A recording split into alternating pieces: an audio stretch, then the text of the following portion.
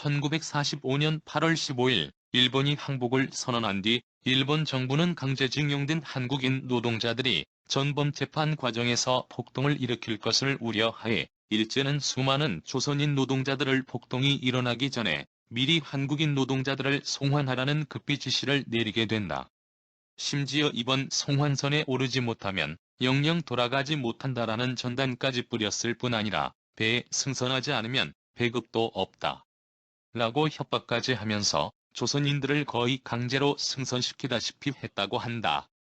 그런데 이렇게 오미나토에서 출항한 승선정원 4,000명의 4,740톤급 화물선 우키시마호 부도한 가 돌연 방향을 돌려 일본 교토 인근 마이즈루항으로 향하더니 8월 24일 오후 5시경 해상에서 갑자기 폭음과 함께 폭발한 사건이다. 이 사건을 국내에서는 우키시마호 외에도 우키시마호 폭발 사건, 부도호 사건 등으로 불린다. 약 7천여 명의 한국인들이 8월 21일 아오모리 현의 오미나토항을 빠져나간 화객선은 1937년에 건조된 뒤 규슈와 오키나와를 오가며 사람과 물자를 실어 나르다가 태평양 전쟁이 터지자 일본 해군에 징발됐던, 당시로서는 대포와 각종 무기까지 장착해 군사작전용으로도 손색이 없던 우키시마마로 부도하였다. 해당초 우키시마호에게 내려진 명령은 조선에 거주하고 있던 일본인들을 데려오는 것이었지만 명령이 바뀌어 우키시마호에도 일본 북부지방에 있던 한국인 노동자들을 부산으로 실어보내라는 명령이 내려졌다. 승조원들 중 일부 해군 부사관들은 이 명령에 항의했지만 상부의 강력한 지시로 어쩔 수 없이 우키시마호에 한국인 노동자들과 일부 가족들이 탑승하게 되었다. 폭발의 원인으로는 배에 함께 탔던 일본인 장교들이 부산에 도착했을 때 보복이 두려워 자폭했다는 주장과 당시 미군의 명령대로 방향을 바꾸었을 뿐이며 만내에 부설했던 미군의 기뢰와 충돌하여 침몰했다는 일본 측의 주장으로 나뉜다. 일본은 당시 공식 발표를 통해 선인 승선자 3,755명, 사망자 524명, 실종자 수천여 명으로 집계하였으나 당시 생존자의 목격담에 따르면 7,000명 이상이 승선하였다고 한다. 조선인 1만 명이 넘게 승선하였으며 최소 5,000명이 사망했다는 자료도 있다. 1945년 8월 21일 일본의 우키시마호는 약 7천여 명의 조선인 노동자들을 오미나토항에서 태워 부산으로 향하기 시작했다. 승조원들 중 일부 해군 하사관들은 이 명령에 항의했지만 상부의 강력한 지시로 어쩔 수 없이 우키시마마로에 조선인 노동자들과 일부 가족들이 탑승하게 되었다. 그런데 우키시마마로는 돌연 8월 24일 방향을 바꿔 일본 중부 연안의 마이즈루항으로 들어갔다. 마이즈루 항근해인 마이즈루만에는 미군이 부설한 기뢰들이 있었는데 우키시마마루가 마이즈루항으로 입항하려고 하자 갑자기 폭발이 일어나면서 배가 침몰했다고 일본 측은 주장하고 있다. 일본 측 주장은 마이즈루만에는 미군이 부설한 기뢰들이 깔려 있었는데 자기 기뢰에 대해서는 우키시마마루 자체의 장비로 탐색이 가능했지만 음향기뢰는 소혜정이 음향 발신기로 음향기뢰의 위치를 파악하는 게 필요했다는 것이다.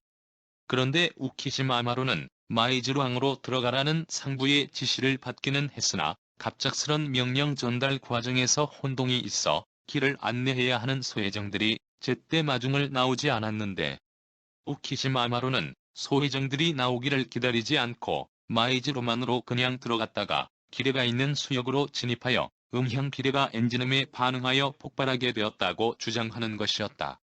이 사건으로 홋카이도, 아오모리, 도호쿠 등에서 강제 징용되어 노역에 시달리다가 조국으로 돌아갈 기쁨에 부풀어 있던 조선인 수천 명이 사망했다. 사망자가 많은 것은 대부분 승객들이 배 밑창 선실에 있다가 갑자기 변을 당하는 바람에 미처 빠져나오지 못했기 때문이다. 당시 국제신문은 이를 보도하며 폭발이 배 내부에서 일어났을 가능성에 대하여 언급하였다. 우키시마마루는 일본 북부의 아오모리 현의 오미나토항을 출발해 부산으로 향했다. 상식적으로 일본 북부에서 부산으로 가는 가장 빠른 항로는 동해를 횡단하는 것이다. 그러나 이상하게도 우키시마마루는 일본 열도의 연안을 따라 내려갔다. 우키시마마루가 갑자기 마이즈루항으로 방향을 바꾼 것도 의혹으로 제기된다. 무엇보다 부산을 향하던 우키시마 마루는 8월 24일 갑자기 마이즈루항 쪽으로 방향을 돌렸다. 국내 상당수의 여론 및 특히 당시 우키시마호를 탑승했던 여러 한국인 생존자들은 우키시마호가 폭발한 것은 일본 해군의 계획적인 범죄라고 주장했다. 김영주 우키시마호 추모협회 이사는 당시 조선인 징용자들을 일본에 남겨두자니 폭동이 우려되고 살려두자니 국제사회에서 일제의 만행을 증언할 수 있었기 때문에 폭발 사고로 위장해 수장시킨 것이라고 주장하였다. 또한 침몰 시의 정황에 대해서도 양측의 견해가 다르다. 일본 측은 승조원들이 탑승자들을 갑판으로 유도했다고 하는데 사건 바로 다음 해인 1946년에 남긴 생존자 최기령 씨의 증언은 정반대다. 승조원들이 탑승한 조선인들을 갑자기 배 밑으로 내려가도록 체근하는 사이에 승조원들은 우키시마 마루에 소함을 타고 배를 빠져나갔으며 그 뒤에 배가 폭발했다는 것이다. 생존자 강희순 씨 역시 당시 배에 있던 승조원들이 사라지는 일들이 있었고 배가 폭발하기 전에 승조원들이 기관실로 몰려갔으며 이내 없어졌다고 증언했다. 우키시마 마루가 기뢰에 의한 폭발이 아닌 내부에 설치된 폭발물에 의한 폭발이자는 근거는 생존자들의 증언에서 나오고 있다. 생존자들은 하나같이 폭발음이 3에서 4회 들렸다고 증언하고 있다. 만약 기뢰에 의한 폭발이라면 폭발음이 서너 차례 들린다는 것은 이상하다는 것. 게다가 기뢰에 의한 폭발일 때 나타나는 수십 미터의 물기둥도 나타나야 하는데 그런 것 또한 없었다는 것이다. 설사 기뢰였다고 해도 기뢰가 존재하는 걸 알고 있는 일본이 출항을 시도했다는 것부터가 의심스럽다. 또한 1954년 일본 기업이 선체를 인양했을 당시 배의 선체가 모두 바깥쪽을 향해 구부러져 있었다는 것도 자폭설의 근거로 제기된다. 만약 수레에 접촉해서 폭발한 것이라면 안쪽으로 구부러져야 마땅하겠지만 우키시마 마루의 선체는 모두 바깥쪽을 향해 구부러져 있었다는 것이다. 이는 선체 내부에서 폭발이 일어났다고 생각할 수밖에 없다는 것이다. 2016년 김문길 한일문화연구소장 등이 배에 폭발물이 실려 있었다고 추정되는 일본 방위청 문서를 입수해 공개했다. 2019년의 사고, 넉 달 뒤 연합군 요청으로 작성한 조사 보고서에서 출항 전 일본 승조원들이 조선인 때문에 생명을 바칠 수 없다며 위험한 구역 항해는 절대 반대한다는 규탄 시위를 했다고 적혀 있으며 그러자 일본 해군 참모장이 의무를 수행해 깨끗이 목숨을 바치라고 폭탄적인 선언을 했다는 내용이 담겨 있어 고의성 의혹이 커진 상황이다. 패전 즈음 오키나와에서 시작해서 동남아 일대까지 일본군의 자결운동이 거세게 일어났다. 이 속에서 조선인 강제징용자와 일본군 위안부 수만여 명도 죽기 싫은 죽임을 당했다. 사이판에서는 자결운동에 나선 일본군들이 조선인 강제징용자들을 한 곳에 모아 사살한 곳도 있다. 조선 위안부들을 동굴에 모아놓고 총으로 쏴 수십 명이 희생되기도 했다. 실상 일본이 대전 선언 뒤 더 많은 조선인이 희생되었다.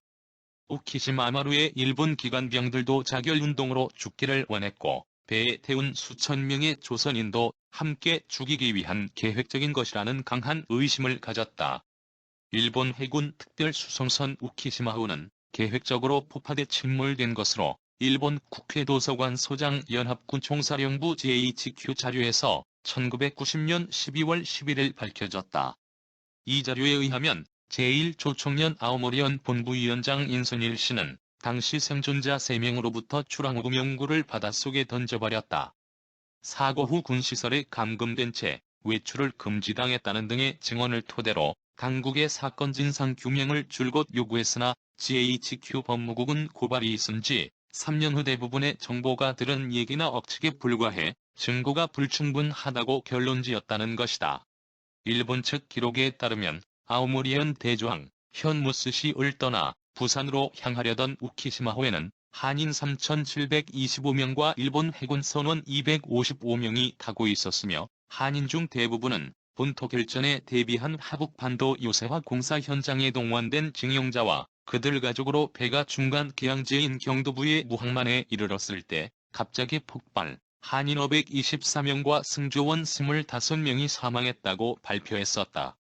그러나 생존자들은 사망자가 최소한 5천여 명에 이르며 당시 정황으로 미뤄 패망한 일본군이 미군에 넘겨줘야 했던 전함을 계획적으로 폭파, 징용자들을 무더기로 학살한 것이라고 주장하고 있으나 사건 발생 47년 1992년이 지난 현재까지도 정확한 진상이 밝혀지지 않고 있는 실정이다. 또한 원폭 피해 문제 관동 대지진 사건 등 일제 지하 36년간 한국인이 겪었던 비인간적인 처우, 정신, 육체적 손실 등 14개항에 대해 공식 진사 활동을 펴고 있는 일본에 대해 진사와 배상을 촉구하고 재판을 청구하는 모임에서 일본 당국의 진상을 밝힐 것을 계속 요구하였다. 이들은 부산으로 간다고 했던 배가 항로를 변경, 마이츠로 무항로 향한 점, 일본 정부가 주장하는 기뢰에 의한 폭발은 외부에서 선내로 향한 폭발 흔적이 있어야 하는데도 배 인양시 폭발이 선체 안에서 외부로 향한 것으로 드러난 점, 당시 사망자는 승무원 포함 524명이라고 밝혔으나 인양시 더 많은 희생자를 발굴한 점 등이 의문이라고 지적하고 있다. 생존자 김용칠 씨 57 부산 서구 충무동이가 20일의 증언이다. 사고 당시 7세의 어린 나이였던 김 씨의 당시 기억들은 다시 한번 일제에 의한 만행의 역사를 되돌아보게 한다. 폭발 당시 물기둥 같은 것이 솟아오르지는 않았습니다.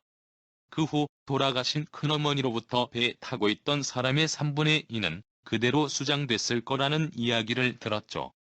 물기둥이 솟지 않았다는 김 씨의 증언은 폭발이 일본인들에 의해 배 내부에서 일어난 의도적인 것이었다는 생존자들의 주장을 뒷받침했고, 당시 승선자가 8천여 명 일본 발표 3,700여 명으로 추정되고 있어 조선인의 엄청난 희생이 있었음을 입증하고 있다. 그동안 전쟁 피해자와 민간단체들의 배상투쟁은 눈물겨운 바 있지만 뒷짐을 져온 우리 정부의 태도는 문제가 많다. 우키시마마루 사건의 배경과 진상을 처음 추적한 사람들은 일본인이었다. 이들에 대해 관련 자료와 법률 조언 등 적극적인 지원이 정부 차원에서 이루어져야 한다. 징용으로 끌려갔다. 해방을 맞아 우키시마마루를 탔던 또 다른 생존자 김복도 78 경남 통영시 미수일동 씨는 이날 일본 법원의 손해배상 판결 소식을 듣고 어젯밤에 배가 폭발할 당시의 장면들이 꿈에 나타나더니만 하며 눈시울을 적셨다. 김 씨는 홋카이도 오미라도항에서 부산항으로 출발한다던 배가 마이즈로항으로 입항하자 뱃머리에 나왔다가 다행히 화를 면했다. 김 씨는 마이즈로항에 입항하던 배가 도중에 방파제 쪽에서 일본 군인 20여 명을 하선시키고 20여 분 뒤 배가 폭발한 점을 지금도 이해할 수 없다며 일본의 의도적인 폭파가 틀림없다고 주장했다. 지난 1939년 16살 때 돈을 벌기 위해 일본으로 가 히로시마현 건설 현장을 전전하다 18살 때 오사카로 이주, 주물공장에서 일하던 중 징용으로 홋카이도에 끌려가 화물선을 타고 일본각 군부대에 군수 물자를 실어나르는 일을 하던 김 씨는 해방을 맞아 영문도 모르고 조선으로 돌아갈 사람들은 배를 타라는 말에 따라 우키시마마루를 탔다고 말했다. 일제 치하에서 일본에 강제 연행된 조선인 피해자 40여만 명의 명단 현황이 공개돼 진상규명의 전기가 마련될 것으로 기대된다. 명단 현황에는 일본 각 지역에 강제 연행돼 강제 노역에 종사했거나 숨진 조선인은 물론 최근 진상규명에 대한 관심이 커지고 있는 우키시마마루 폭침 사건 사망자와 원자폭탄 희생자 규모도 함께 나와 있어 추후 구체적 명단이 공개될 경우 사료적 가치도 클 것으로 보인다. 태평양 전쟁 피해자 보상 추진협의회는 최근 일본 내 총연계 단체인 조선인강제련 행진상조사단으로부터 일제 강점기 홋카이도를 비롯해 일본 각지로 끌려간 조선인 강제징용, 징병자 40만 2,032명의 명단 현황을 받았다고 밝혔다. 이에 따르면 태평양 전쟁 말기 강제 연행된 중국인들이 장시간 노동과 학대에 항의, 폭동을 일으켰다가 수백 명이 살해됐던 하나오카 사건 발생지인 일본 아키타현 하나오카 광산에는 조선인 766명도 강제징용됐던 것으로 드러났다. 반세기가 넘도록 진상을 규명하지 못한 일본 군함 우키시마마루 폭침 사건 사망자 규모도 명단 현황에 공개됐다. 이 자료에는 우키시마마루 폭침 사건으로 숨진 조선인의 수는 410명으로 지난해 일본 정부가 발표했던 544명보다 적기는 하지만 진상조사단이 지난 30년간 일본 전역과 미국 문서기록보관소, 유엔 도서관 그리고 평양 등에서 발굴해낸 자료라는 점을 감안할 때 일본 정부의 발표 자료에는 없는 부분도 포함됐을 가능성도 높다. 강재련 행진상조사단은 또 지난 1945년 나가사키와 히로시마에 떨어진 원자폭탄에 의한 조선인 강제징용 사망자도 각각 2261명과 576명이라고 명단 현황에서 밝히고 있다. 일본 언론들은 한 달 동안 이 사고를 보도조차 하지 않고 쉬쉬했다. 선체 인양 작업도 사고 후 9년 만인 1954년에야 이루어졌고 이 역시 생색에 그쳤다. 우키시마 선체의 대부분은 아직도 교토 앞바다에 가라앉아 있는 상태다. 이번에 공개된 인양 요청서에는 우키시마호는 전시 중 일본 제국주의자가 전쟁 목적을 수행하기 위해 강제징용한 아오모리현 오미나토 해군항 시설공사에 사역한 조선인 노동자와 그 가족 등 8천여 명을 태우고 오미나토항을 출항했다는 문구가 나온다. 강제징용자들이 급여 책정 없이 일을 했다는 단서도 포착됐다. 인양 요청서의 회신격인 1950년 2월 15일 107호 문서에는 희생자들에 대한 배당금 측정으로 급여를 알 수 없어 한 명당 2엔을 받았다고 정한다는 내용이 있었다. 김 소장은 급하게 급여를 책정한 것으로 보아 강제징용자들은 급여 책정이 없었다는 것을 알 수 있다고 말했다. 7,000명이 넘게 승선했다는 생존자와 유가족의 증언은 있었지만 객관적인 문서가 없어 수천 명이 침몰사고 사망자로 인정받지 못했던 광복 1호 귀국선 우키시마 부도호에 8천여 명이 타고 있었다는 문서가 처음으로 공개됐다. 우키시마호 폭침 한국희생자 추모협회는 13일 일본 외무성 기록문서인 함정조난 표류관계 건이 우키시마호 인양 요청서에 탑승 인원이 8천여 명으로 기록돼 있다. 한일 정부의 철저한 진상조사를 요구한다는 성명을 발표하고 우키시마호 인양 요청서 4본을 공개했다. 추모협회가 공개한 문서는 우키시마호 침몰사고 5년 후인 1950년 2월 1일 사고 지역인 일본 교토 마이즈로 거주 조선인들이 마이즈로 해상보안부장에게 보낸 것으로 김문길 부산 외대 명예교수 한일문화연구소장이 지난 6월 마이즈로 해군의 자료를 연구하던 일본인 연구원으로부터 전해받았다. 일본 측은 해군운수 본부에서 오미나토 경비부와 우키시마 마루이 함장에게 8월 24일 오후 6시까지 부산에 들어가는 것은 무리인 듯하니 근처 항구에 입항하라라는 명령을 내렸고 우키시마 마루는 이 명령에 따라 마이즈루로 방향을 돌렸다고 주장한다. 또한 기뢰 및 잠수함의 위협 등 여러 요소를 감안해 일정을 짰다고 했다. 게다가 일본은 1954년 우키시마 마루의 선체를 민간 기업에게 인양하게 하면서 제1조선인들의 사건 진상조사 요구를 묵살했다. 그리고 인양된 선체는 아무런 조사도 없이 민간 기업에 고철로 팔아넘겼다. 후에 우키시마 마루 사망자의 유골이라면서 300여 구의 유골을 반환했지만 조사 결과 여러 사람의 유골이 뒤섞인 것으로 밝혀지기도 했다. 1977년에 일본의 공영방송 NHK에서 다큐멘터리 폭침이 방영되면서 본 사건이 다시 세상에 알려지기 시작했다. 이후 1992년 생존자와 유족들은 일본 법원에 일본 정부에 이 사건에 대해서 피해 보상을 요구하는 소송을 제기했다. 2001년 8월 23일 교토지방재판소에서는 일본 정부의 안전 배려 의무 위반을 이유로 생존자 15명에게 1인당 300만 엔의 위로금 지급 판결을 내렸으나 일본 정부의 공식 사과 요청은 기각했다. 그러나 이 판결마저 2003년 오사카 고등재판소에서 번복되어 원고 패소 판결을 내렸다. 일본 법원은 설령 일본 정부의 책임이 있다 하더라도 한일기본조약에 의해 보상은 끝났다고 주장하며 기각 사유 중 하나를 밝혔다. 하지만 설령 일본이 주장하는 대로 사고가 맞다 하더라도 일본 정부가 이 사건에 대한 책임을 회피할 수 있는지에 대해 의문이 제기되기도 한다.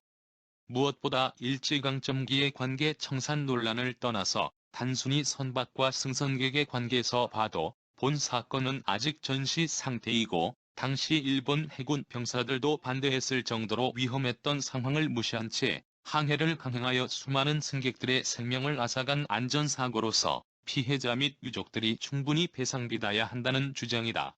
생존자들은 12월 2일 충남 천안시 시민회관에 모였다. 이들이 한자리에 모일 수 있었던 것은 같은 날 같은 장소에서 창립대회를 가진 우키시마호 폭침 진상규명위원회 회장 전재진의 추선과 노력에 의해서였다. 60년대 말부터 사이토 사쿠치 시모키타 지역문제연구소장, 아키모토 료지 전 아오모리 대학 조교수, 와시오카 코쇼, 나루미 켄타로 등 일본의 몇몇 양심적인 지식인이 중심이 되어 이 사건에 대한 진상규명 작업을 진행해왔다. 이들은 모두 45년 당시 시모키타 또는 교토에서 우키시마호 사건을 직접 목격했거나 풍문으로 들은 사람들로서 처음부터 총내설의 의심을 품고 사건에 접근했다. 이들은 곧 연구 모임을 만들어 관련 자료를 수집하고 증언을 제록하는 등 의혹을 푸는 작업에 들어갔다. 이 과정에서 우키시마호 사건은 한꺼풀씩 진상을 드러내기 시작했다. 일본은 전후 평화 시기임에도 무력을 사용해 징용자들을 강제로 배에 태운 사실이 확인됐다.